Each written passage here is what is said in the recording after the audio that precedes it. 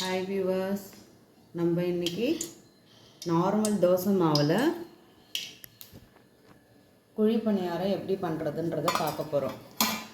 குழிப்பணியாரத்துக்கு just ஒரு சின்ன தாளிப்பு, கடாயில் எண்ணெய் ஊற்றி 2 வெங்காயம், கடலப்பருப்பு, கடுகு, உளுத்தம்பருப்பு, கருவேப்பிலை போட்டு கொஞ்சம் செவக்க வறுத்துட்டு அதை கரைச்சி வச்சுருக்கோம் இல்லைங்களா தோசை மாவு, அதில் கலந்து குழிப்பணியாரம் சட்டியில் குழிப்பணியாரம் ஊற்றினா ரெடி.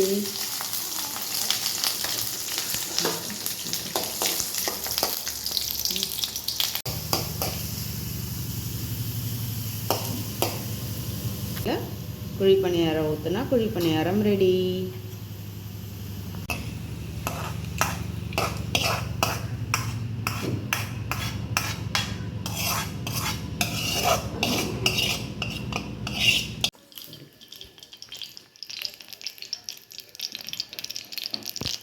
குழிப்பணியாரம் சட்டியில் இப்போ எண்ணெய் ஊற்றி வச்சுருக்கேன்.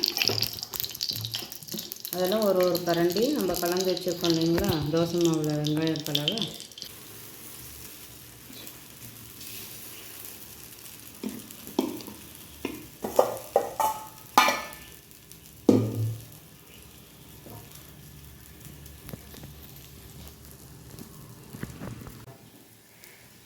இப்போ இந்த மாதிரி செவந்ததும் ஒன்றா திருப்பி போடணும்.